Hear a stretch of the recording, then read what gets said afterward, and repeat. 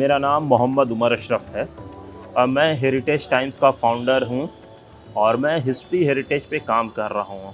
ख़ास के जो मॉडर्न हिस्ट्री है इस पे हमारा काम है बेसिकली फ्रीडम स्ट्रगल के ऊपर, कि फ्रीडम स्ट्रगल में जिन लोगों ने अपनी कुर्बानी इस मुल्क हिंदुस्तान को आज़ाद करवाने में दी, उनके ऊपर मैं काम कर रहा हूँ।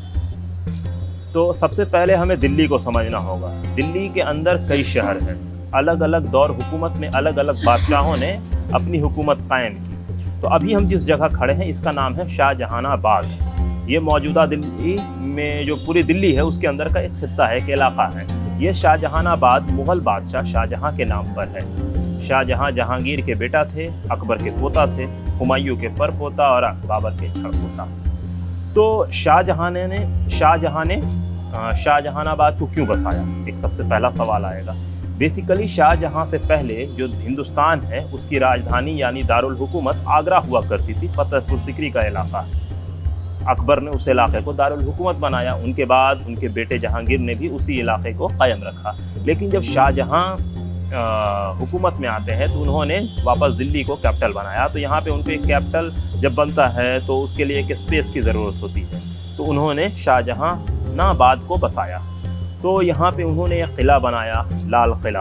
काफ़ी बड़ा और वसी किला है। इसके अंदर दीवान आम है, दीवान ख़ास है, ऐसे बहुत सारी चीज़ है। आज की डेट में बहुत सारी चीज़ ढा दी गई है, ख़त्म कर दी गई है, लेकिन बहरहाल तो अभी हम जिस जगह हैं यह है जामा मस्जिद। तो शाहजहां ने इस मस्जिद को भी बसाई और इस इलाके में आसपास पूरे कॉलोनी बसाई, पूरे आसपास में पूरे खित्ते में लोगों को बसाया, अलग अलग इलाके से लाके अलग अलग कारीगरों को बसाया। इस तरह से शाहजहां ने शाहजहानाबाद को डेवलप किया। और जिस वक्त ये डेवलप हुआ है, ये दुनिया का सबसे वसी शहर है, सबसे पावरफुल शहर है और सबसे खूबसूरत शहर में से एक है। जैसा आपको पता है, इस मस्जिद की बुनियाद 1650 में पड़ी थी। 5-6 साल में ये 1656 में बनके तैयार हुई।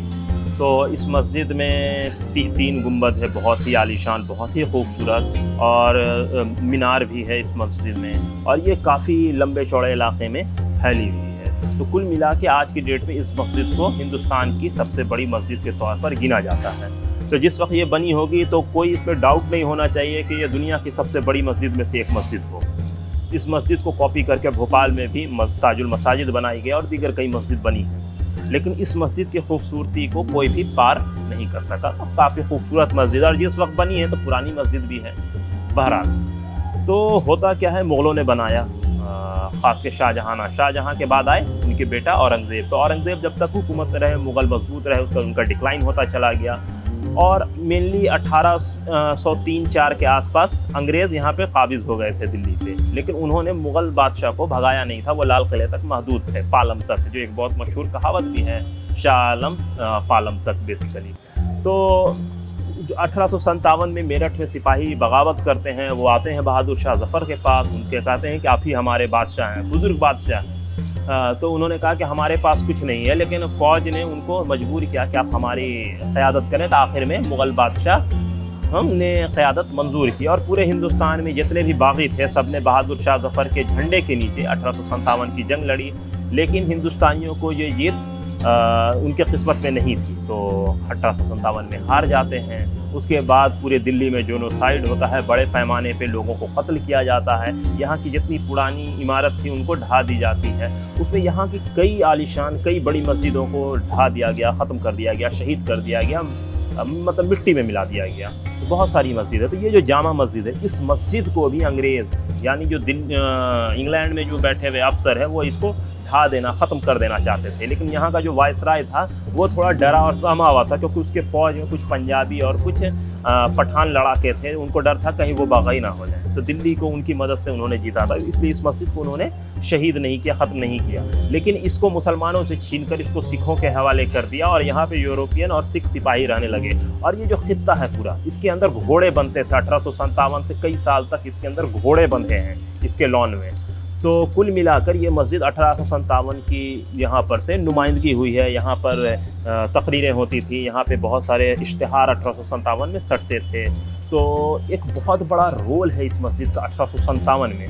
बाद के दौर में, मतलब जब थोड़ा सा मामला ठंडा हुआ तो उसके बाद ये मस्जिद मुसलमानों के हवाले वापस की गई। तो बाद के दिनों में मतलब 1886 के आसपास रामपुर के जो नवाब थे उन्होंने 1.5 लाख रुपया दिया तो इस मस्जिद को वापस रिनोवेट किया गया।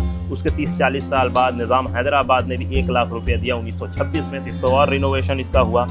तो इसी तरह से 1948 में 3 लाख रुपया निज़ाम हैदराबाद ने और दिया इसके रेनोवेशन में। तो इस वजह कर आज ये जो मस्जिद दिखती है अपने पुराने स्ट्रक्चर में, इसकी एक वजह वही है कि लगातार इसके रेनोवेट होते रहा। और फ्रीडम मूवमेंट में इसका एक और बहुत बड़ा रोल है कि इस जगह पे खड़े होकर मौलाना अबुल कलाम आज़ाद ने 2 नेशन थ्योरी का विरोध किया था। यानी उन्होंने कहा था कि मुल्क का तकसीम, मुल्क का बंटवारा नहीं होना चाहिए। बहुत ही आइकॉनिक तकरीर है उनकी अक्टूबर 1947 की, जिसमें उन्होंने कहा था कि मुसलमान ठहर जाओ।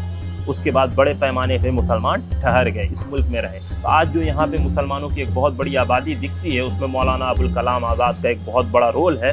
इसी वजह का जब मौलाना अबुल कलाम आज़ाद का इंतकाल हो गया तो उनको इसी मस्जिद के कैंपस के सामने में दफन किया गया।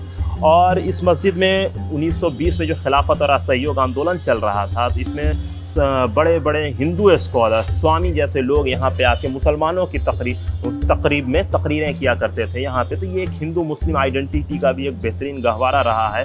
किस तरह से 1857 में हिंदू और मुसलमानों ने साथ में एक साथ लड़ाइयाँ लड़ी और किस तरह से 1920 के खिलाफत और असहयोग में हिंदू स्कॉलर इस मस्जिद के मिंबर पे खड़े होकर तकरीर करते थे। फिर 1947 में मौलाना आज़ाद ने हिंदू मुस्लिम के बीच में जो फसाद हो रहे थे उसको रोकने के लिए यहाँ पर तकरीर की, मुल्क के बंटवारे का विरोध किया।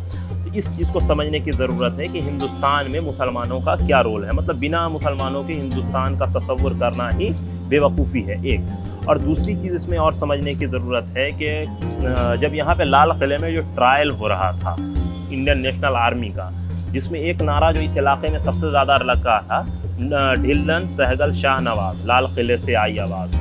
तो ये 3 नाम है जिसमें एक सिख है, एक हिंदू है, एक मुसलमान है। तो ये बेसिकली ये जो नारा है ये हिंदू मुस्लिम सिख एकता की बात करता है।